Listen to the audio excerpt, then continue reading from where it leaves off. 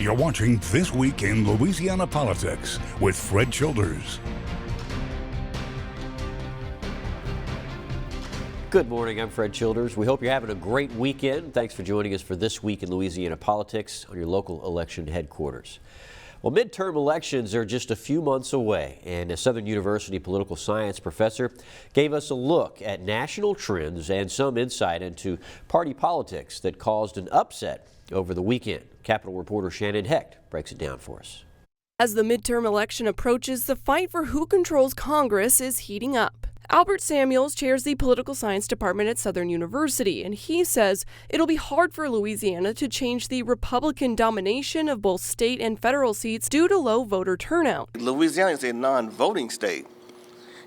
I mean, you just look at the numbers, and even in typical statewide election, when the governor is on the ballot, which is typically our political Super Bowl in Louisiana, about half of the electorate are voting for nobody. Over the weekend, the Louisiana Democratic Party changed the rules so they could endorse multiple candidates for races such as U.S. Senate. I think that there are some candidates who thought that had the rule not been changed, they would have gotten the endorsement of the party. One of the candidates, Gary Chambers, is looking to unseat Senator John Kennedy, and he took to Twitter to air his frustrations over the change. But Samuels believes that the move doesn't change much for the overall goal. And I think the fundamental question is, can any Democrat or a combination of Democrats at least get 50% plus one to force a runoff?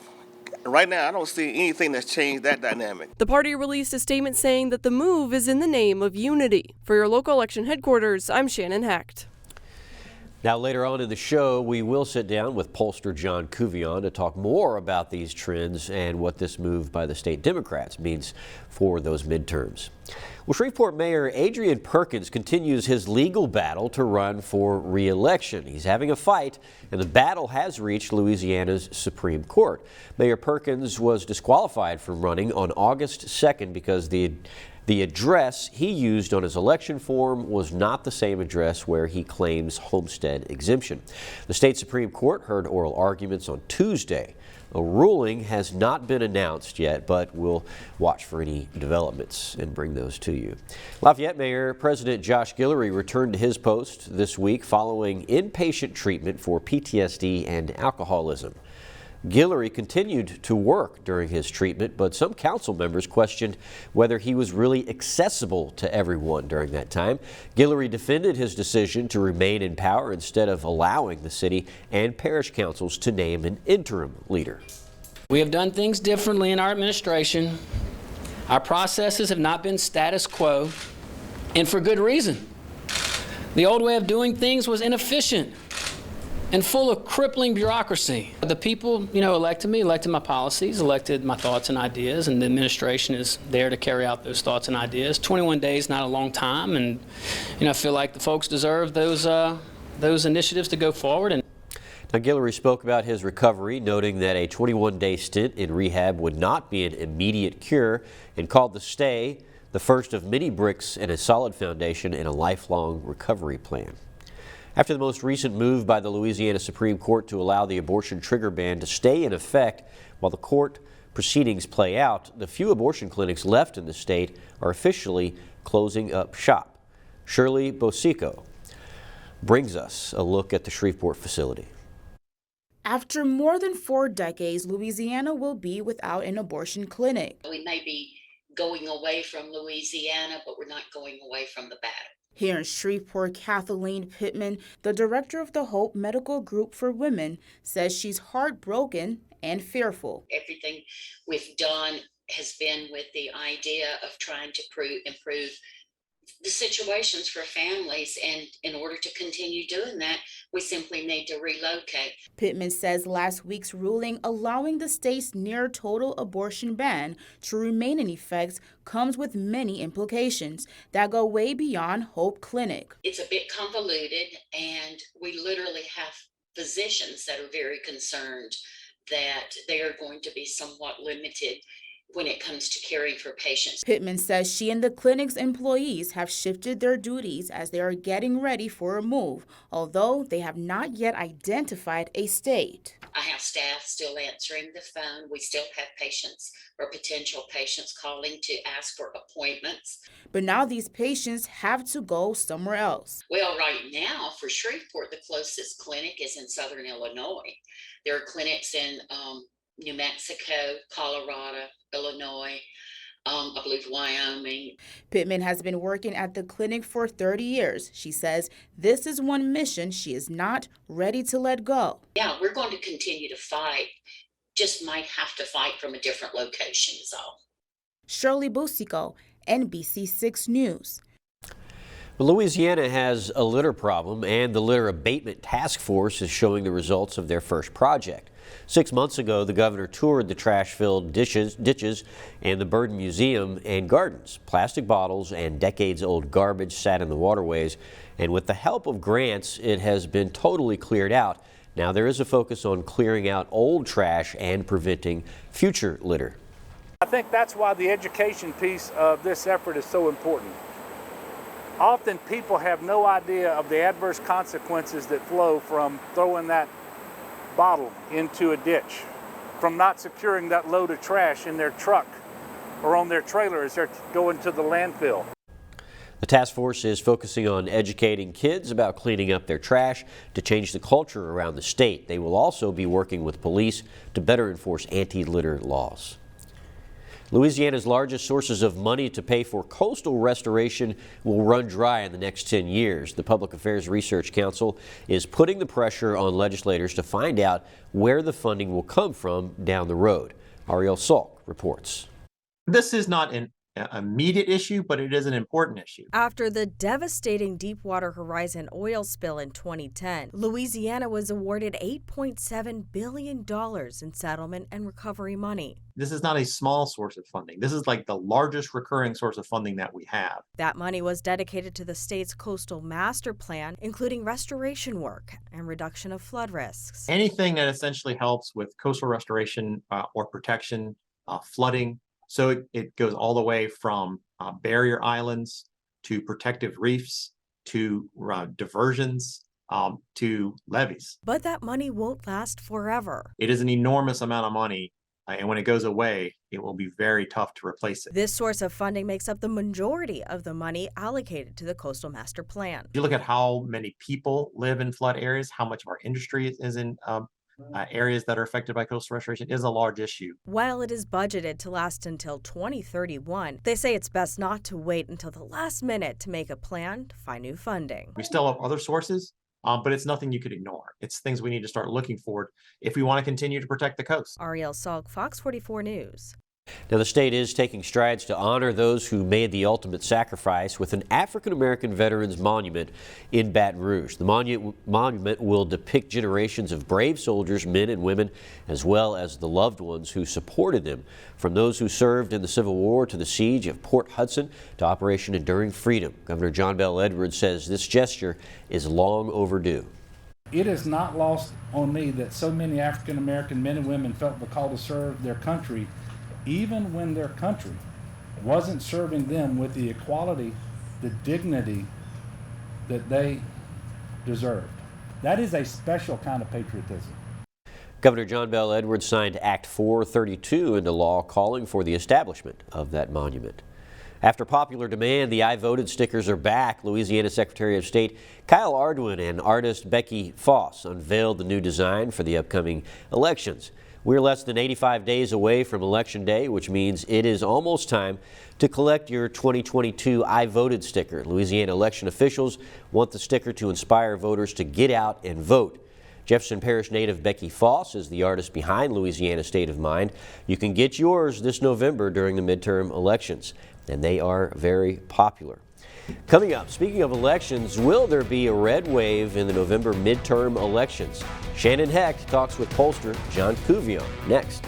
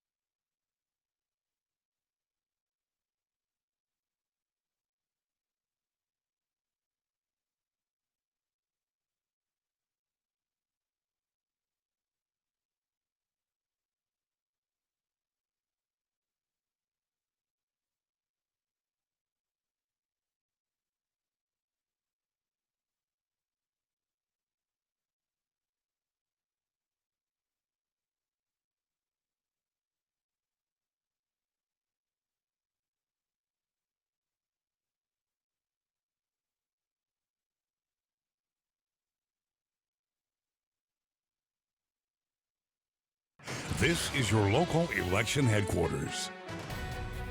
Welcome back. We are quickly approaching midterm elections, and there's a lot that could mean for here in Louisiana and also on the national stage. So I want to bring in John Kubion on JMC Analytics. Thanks for joining us today. Thanks.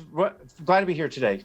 Sure thing. And so I want to talk about some of the things that happened this last week with the Louisiana Democratic Party that's caused a bit of a stir. They decided to change the rules last minute to endorse 3 candidates for U.S. Senate. Can you kind of talk about what exactly that means?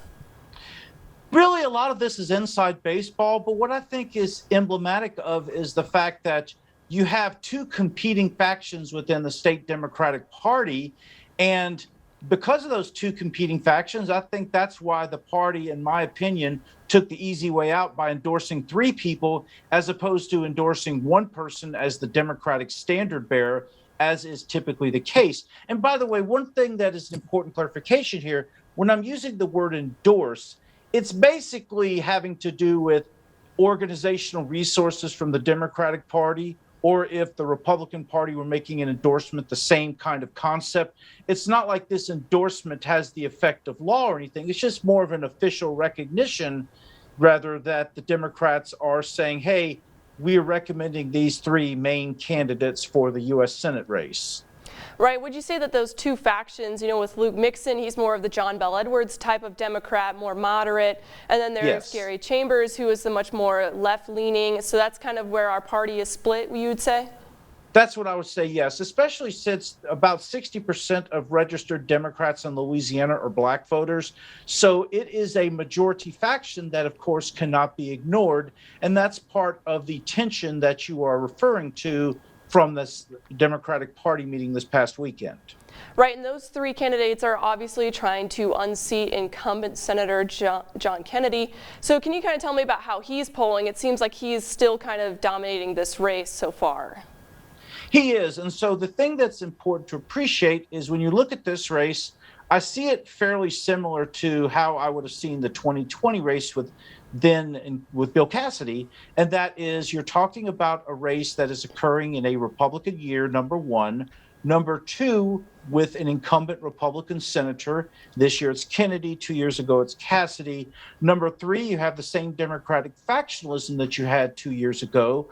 2 years ago, the John Bel Edwards candidate, as it were, was Adrian Perkins, and the more left-wing Democrat was Derek Edwards, who ended up, by the way, despite spending hardly any money, getting nearly as many votes as Perkins did in November. So that's kind of how I see this election playing out and the similarities to the 2020 Senate race. Right. What's kind of those percentages that you've seen for the leading 2 Democratic candidates and for going up against John Kennedy? In terms of the poll numbers? Yeah. So what I've seen, and of course I haven't done a poll in several months, but basically Gary Chambers and Luke Mixon are roughly equal strength, with Gary Chambers getting slightly more of the vote. I see it as the type of race right now where Chambers probably pulls 20 to 25%, Luke Mixon pulls 15 to 20% because of the dominance of black voters in the Democratic Party. Right, so while this election may not change things here in Louisiana, people are starting to talk about what it means on the national stage when it comes to midterms. People are expecting maybe a red wave. It's typical that the party in the White House will lose seats in Congress, but with a lot of these big events that have recently happened politically, some are starting to say that maybe it won't be as big of a wave as we may expect. So what are you kind of seeing? It's a very interesting question, which I'd be more than happy to address because, of course, I've been following election season in detail. What the truth is this. We have had 43 primaries so far with 7 more to go, and that's in the next few weeks. Number 2, the only state where I've seen this substantial surge in Democratic turnout is in Kansas, which, of course, was because you had an abortion referendum, a poorly worded one, by the way, but an abortion referendum on the ballot that did increase Democratic turnout in excess of the increase in Republican turnout. Number 3, I don't pay a lot of attention to polls in July and August because, of course, voters aren't really paying attention, and you don't really have candidates opening up their purses at this point. They're still fundraising, meeting voters, and so forth. So I see it as a red wave, the extent of which, of course, I think will be clearer once we get into mid to late September, which, of course, is rapidly approaching. Right. What are the key races or key topics that you're going to be keeping an eye on going into the fall? The thing that most interests me, this is really more in the key races. With key topics, I see a tug of war between abortion and inflation in terms of what will excite the voters more, with Donald Trump's impeachment saga and or the hearings being a distant third. In terms of the races, what I'm most interested in, you have to split it into the House versus the Senate. With the House, there'll be multiple Democratic-held districts where Joe Biden won with the narrow majority. What will put those Republicans over the top will be the defection of independent voters. So that's one thing I'm looking for in the House. On the Senate, because, of course, you do not have all 100 Senate seats open every November, or every other November, rather. What I'm most interested there is a handful of races which are generally Democratic held, but a couple of Republican held ones, to see the strength of the wave. And that is, can Herschel Walker unseat Raphael Warnock in Georgia, number one? Can Dr. Oz in Pennsylvania overcome his polling deficit, number two? There's a handful of those kinds of races that I'll be watching for evidence of the strength of the red wave. It'll be something we will definitely keep our eye on. I know it's still pretty early in the season, so we'll definitely be having you back on the next couple of months, but I really appreciate that insight and you coming on today. My pleasure. We'll be right back.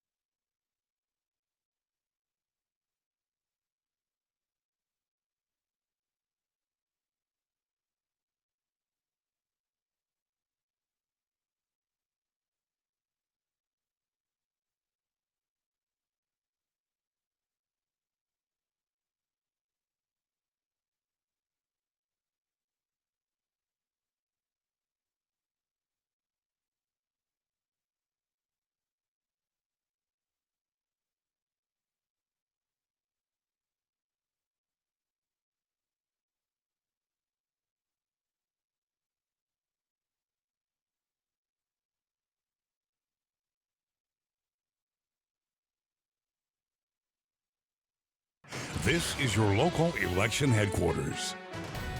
Welcome back to This Week in Louisiana Politics. Well, this weekend will mark 2 years since Hurricane Laura slammed into southwest Louisiana. That happened back in 2020. And this Monday will mark 1 year since Hurricane Ida slammed into southeast Louisiana. That happened back in 2021. Shannon, it has been a long road to recovery for people of Louisiana. You have spent the last few weeks traveling all across South Louisiana to hear these stories. What have you found out? Well, I've been trying to talk to people from across Lake Charles to Grand Isle of, the people who are falling through the cracks, and also to hear the good stories of how we've rebuilt across the state, the wins that we've had. But there's a lot of issues, especially 2 years out, 1 year out, that we're really running into, of a lot of topics that people need help with. And because of all your travels, we are going to be seeing a special of yours. Tell me about the special. Yeah, so I'll be having a half-hour special that'll air next Saturday. It'll be the first day, and also Sunday as well, called The Road to Recovery, Louisiana's Journey to Rebuild. So I'll have all these stories from Lake Charles, Grand Isle, Houma, Southeast Louisiana, and I even sit down with the governor and get some intake on, what needs to be done. Right, and that's what I was going to ask you next. I know we're going to hear from the people in charge and what they can do to help, but even more interesting, I think, is the fact that you actually hear from these people who are suffering. Right. I spoke to a restaurant in Lake Charles of the damage they had, how they served as a location to give food to people after the storm, and how they're doing now.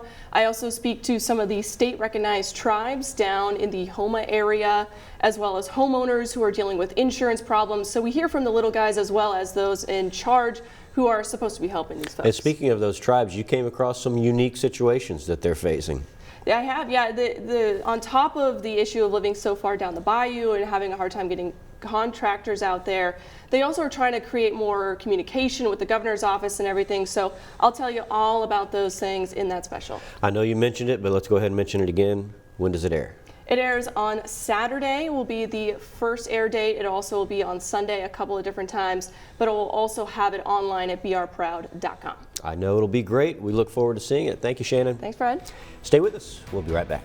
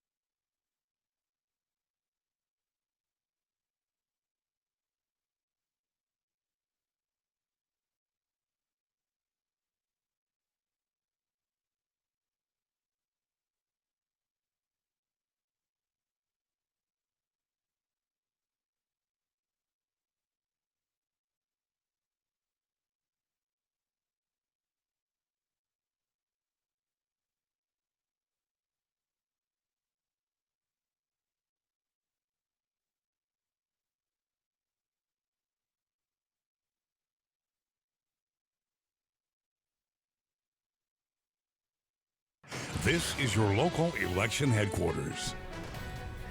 Welcome back. Looking ahead to the coming week, tomorrow, State Senator Jeremy Stein will be speaking at the Baton Rouge Press Club to talk about ongoing recovery in Southwest Louisiana and his recent legislation. On Wednesday, the first meeting of the Electric Vehicle Task Force will be meeting at the Capitol at 11:30. Also that morning, Joint Transportation will be meeting at 9. Thank you for joining us for This Week in Louisiana Politics. I'm Fred Childers. Stay safe, stay informed, and I'll see you next Sunday right here on your local election headquarters.